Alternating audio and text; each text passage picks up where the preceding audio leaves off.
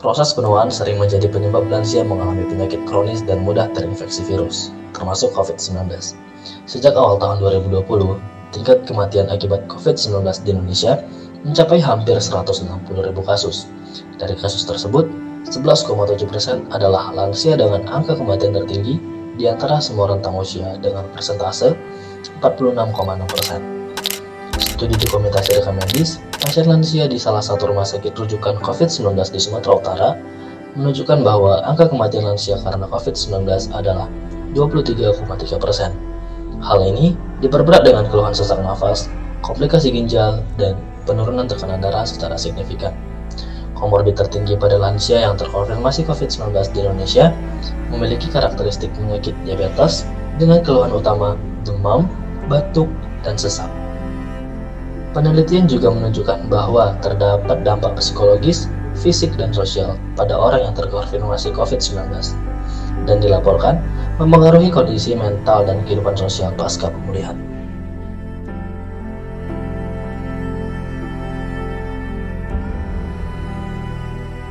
Saya kan sebelumnya di Jakarta, karena diajak anak si nenek kan. Kemudian setelah beberapa hari saya di sini, terasa sesak nafas saya. Banyak kok sesak ini. Jadi saya bilang sama anak saya di Jakarta, udah Pak, langsung aja ke rumah sakit katanya. Langsunglah ke rumah sakit.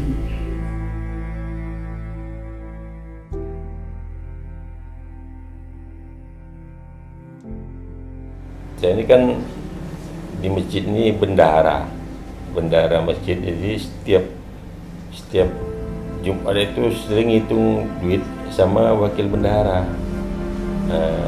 Wakil bendahara ini mungkin udah kena juga nih, mungkin karena dia batu-batu. Saya nggak peduli juga, memang apa nih kan. Cuman seminggu sebelum saya masuk rumah sakit itu lah, tanggal 8 saya masuk, sebelumnya itu udah terasa badan ini kok nggak enak gini, agak-agak batu, itu kan. Jadi lama-lama kelamaan hari Jumat itulah ya, tanggal 7 itu udah mulai sesak, batuk udah sedikit kan, batuk tetap batuk, dia itu asal mau maghrib, itu badan ini tak enak gitu, dibilang meriang, apalagi dah malam, payah tidur itu, kalau udah mau tidur itu balik sana balik sini nggak bisa tidur itu, seperti dibilang meriang, panas, badannya nggak panas sekali gitu, tapi napas sesak gitu, batuk. Hari pertama masih sesak, malah bertambah. Setelah besoknya udah mulai agak reda lah sedikit, mulai agak reda. Itu tetap juga mau sadar, cuman nggak tidur nggak bisa tuh malam itu. Orang seperti apa ini ya, bilang nyesek, asal mau tidur gitu apa ditendang gitu, apa nih hati nih nggak bisa asal mau tidur gitu. Penyakit ini sampai pagi, nanti kalau dia pagi bisa habis makan tidur sebentar 2 jam bisa, tapi kalau udah malam udah payah gitu kan. Asal datang dokter saya tanya lah itu, apa penyakit saya terus ini kok ini nih, apanya Pak ini kok dokter, asal udah mau tidur saya sesinsak ini. Aku kan pulang dari Siantar, ada meninggal kakak, jadi sampai di sini di sini selalu sakit gitulah kan. Ntar gak enak gitu, panas dingin gitu kan. Belum batuk, kira-kira ada seminggu di rumah. Apanya ini namanya sakitnya itu lain dari demam-demam yang lain gitu, menggigil. Nanti tiba-tiba waktu-waktu yang nggak tentu menggigil dia. Saya bilang sama si Win, Pak nggak pernah gini, kenapa begini gitu. Udah gitu kan batuk. Orang ini curiga, tapi kecurigaan dia nggak mau dia bilang sama saya gitu kan, rumah sakit aja lah. Nah, cuman saya waktu itu kan yang nampaknya itu betul-betul memang saya COVID itu nggak bisa makan dari mulut, Bu. Penciumannya nggak terganggu, Bu, tapi lambat.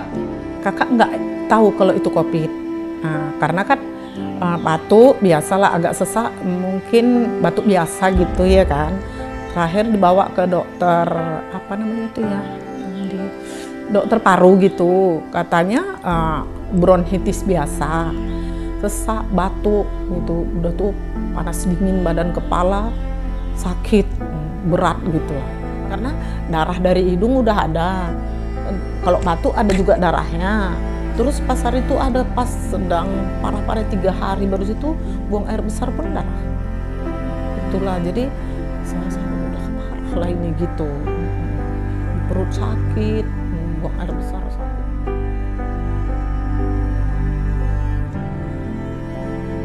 Cuma itu kau berdoa, Tuhan jangan tinggalkan aku sedetik pun Tuhan. Itu aja di dalam hati. Perasaan sedih itu ada. Sesedihnya tuh waktu mula-mula ini dinyatakan kok. Tangga ini juga kacau. Apa saya bisa kena ini? Rupanya karena dukungan dari dokter itu, rupanya panik. Di situ saya rasa sedih saya di situ. Macam-macam bayangan itu pada waktu itu. Alhamdulillah saya masih tegar, masih bisa mengatasi itu. Rasanya ya sedih lah, karena kan pas mau kita masuk ke ruangan itu kan ada yang ditandatangani oleh keluarga kalau nanti misalnya gitu meninggal, kalau meninggal nanti kuburannya di kuburan Covid. Peran saya biasa aja, karena saya merasa perawatannya itu nggak ada terlalu berlebihan.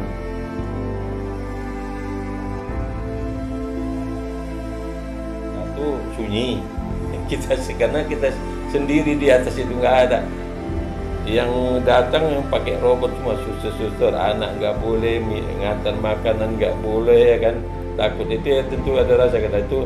Nanti belum lagi tiap hari itu 5 kali tak berapa kali itu bunyi sirine mobil itu, ambulan itu wow ya, ini kalau ini udah pasti lewat keluar dari mobil itu kan, lewat ini dari mana lewat ini kan. Entah kena Covid yang lewat ini kan, itu tiap hari ada itu di rumah sakit Royal Pilima tuh, tiap hari paling tidak 3 tuh, sampai malam, dari pagi mulai sampai malam tuh ada aja tuh 3 yang keluar lagi mau ambulan tuh kemana tuh, kena Covid lagi itu kan. Sepi kali, apalagi udah malam, udah jam-jam mulai jam 2 lah, jam 12 masih ada kedengaran kan, jam 2 lah. Sepinya udah itu kadang-kadang kedengaran di bawah ambulan. Emang kadang-kadang kapan lah waktuku, jangan-jangan aku nanti apa gitulah dalam, tapi enggak gitu aja dalam hatiku. Ya perasaan ya sedih lah, kita sedih kayak mana ya, kita mau ngomong sama siapa coba di kamar sendirian seperti itu kan, 20 hari loh, rasanya mau pulang aja gitu. Terus sudah itulah aku bilang nggak ada orang, biasanya orang sakit kan dibesuk, di apa, ini kita enggak. Waktu itu saya tuh masih sendiri waktu itu, agak ini juga saya agak takut juga saya, karena ruangannya besar, saya sendiri di situ. Apalagi kalau saat lagi sesak, kadang-kadang saya minta sama meme untuk oksigen, nggak dikasihnya. Nggak boleh Pak, kata dokter nggak boleh banyak-banyak katanya, cukup sekedarnya aja katanya. Nah disitulah perasaan saya sedih lah, saya seperti orang tenggelam gitu, mau tenggelam di air gitu ya. Kecemasan itu tetap ada, tapi saya lawan juga bahwa masalah hidup atau mati itu sudah ditentukan waktu. Baik dia sakit, baik dia sehat, semuanya kalau sudah pas waktunya tidak ada yang bisa menghalanginya, tidak ada yang bisa berubah.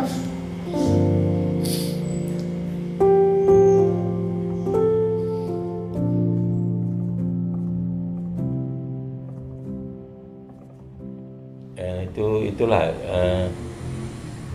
video anak Kalau anak sering tuh telepon itu, video call dia kan, sering itu yang membuat itu kan, dia itu ya karena apa juga dari luar itu kan dengar suara-suara azan ngaji itu kan, ya Allah, masih dengar juga lah orang ngaji kan dekat. Nah dari mana suara azan itu masjid itu tengok kacanya besar itu. Entah dari mana suara itu, tapi asal subuh, maghrib, isya masih dengar. Karena anak-anak support. Perhatian dokter-dokter yang menyapa kita, Bu, semangat ya Bu ya. Kadang dokternya telepon gitu. Memang itu gara-gara anak inilah apa berjuang, kayak berjuang lah ceritanya itu kan. Itu kayak masih ada pengharapan gitu, nggak ada. Pertama itulah motivasi dari ini dokter itu, jangan panik. Langsung dia periksa ke saya. Kemudian satu lagi anak saya lagi nasi bebek. Dukungan keluarga itu sangat besar bagi saya gitu. Ya, misalnya setelah beberapa hari Bapak sudah mulai ini ada jauh peningkatan ini. Padahal mungkin nggak ada mungkin ya kan. Makanya menurut dokter peningkatan Bapak udah kemajuannya jauh lebih bagus begitu. Karena perlu inilah istilah perlu bantuan psikologis gitu. Karena psikologisnya lebih dari obat. Anak saya itu anak lah, karena dimanapun kan anak ini juga ya. Sedih dia sendiri. Dia sendiri. Dia kan anak tunggal, jadi mana lah ya dia mau pesta. Terima kasih banyak kali lah sama keluarga kan. Memang kalau itu Bu nggak ada dorongan dari keluarga, juga artinya kecil semangat kita gitu kan Bu. Nah, cuman yang paling penting waktu di situ saya pasrah. Kalau di rumah sakit itu memang artinya saya merasa puas sekali gitu. Memberi semangat semua. Setiap dia keluar dari rumah sakit dia bilang, "Bapak harus semangat," dia bilang.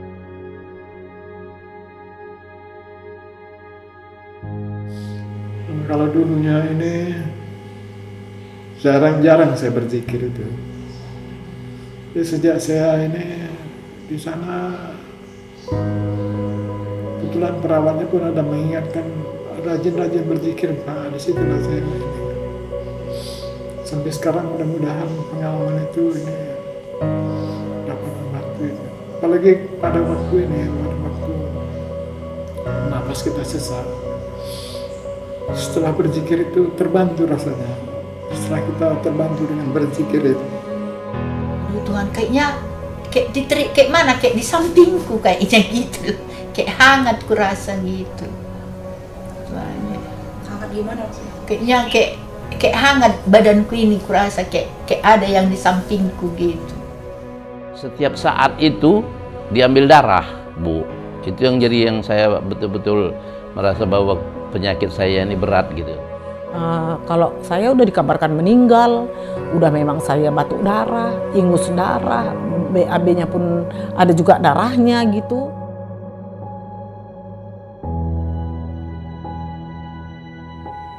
Jadi dengan pengalaman ini alhamdulillah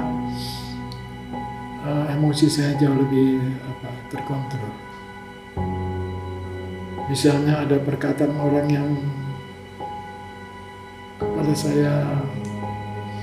pada saya pantas marah sebenarnya dengan itu. Tapi belakangan ini saya coba untuk tidak marah. Karena kalau kita bisa tidak marah itulah keimanan yang udah ini tingkatnya lebih tinggi. Tahajudlah jam malam. Lemah, kita nggak bisa kembali seperti semula sempurna. Lambat, berpikir kita sering lupa. Mulai dari situ ya kita makin rajinlah ibadah. Dan karena kita punya apapun nggak ada, diri kita, nyawa kita, apapun ya kan. Semua yang ada ini kan ciptaan Allah, kita kan cuma mengolah.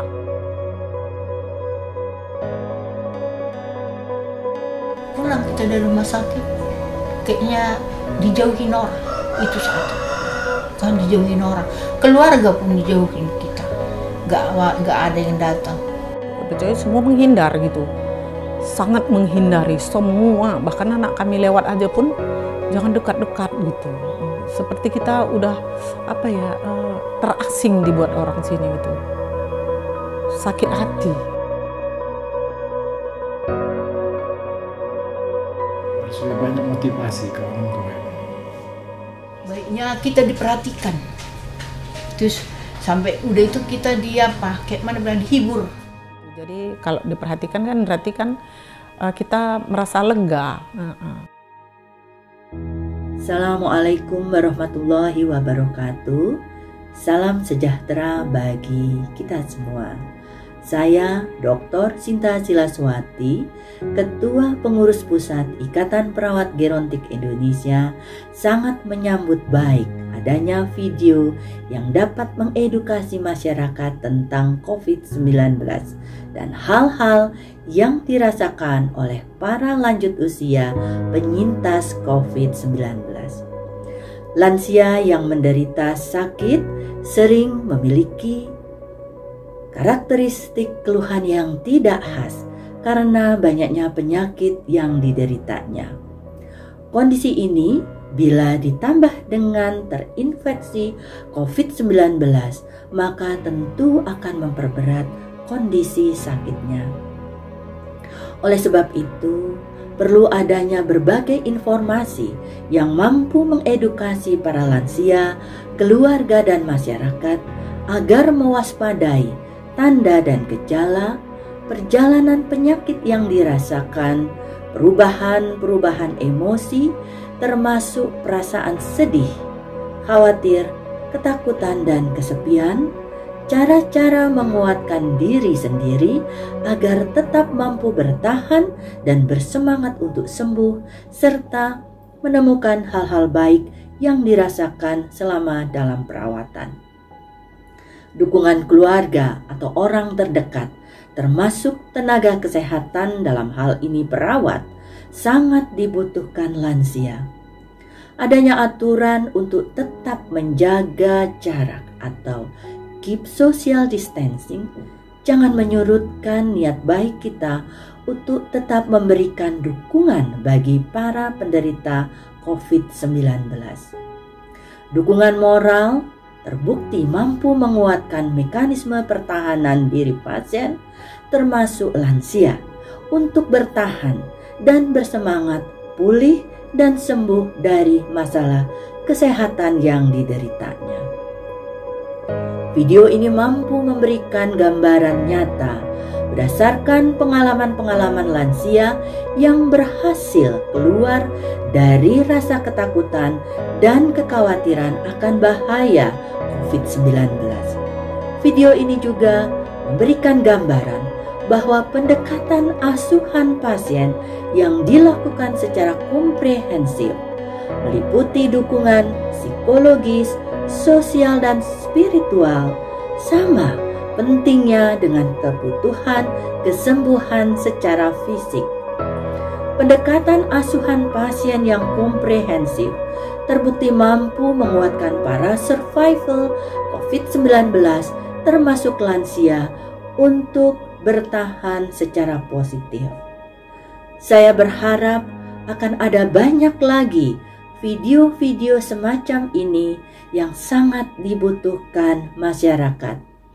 Video ini juga syarat akan pesan-pesan bahwa kesehatan merupakan anugerah yang luar biasa yang diberikan oleh Tuhan Yang Maha Esa.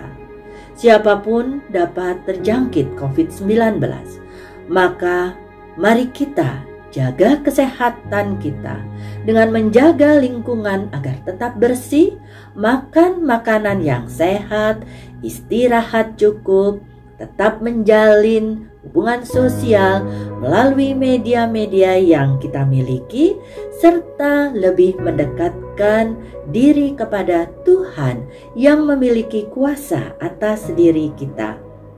Tingkatkan empati dan jaga diri kita masing-masing agar terhindar dari terjangkit COVID-19 atau penyakit infeksi lainnya.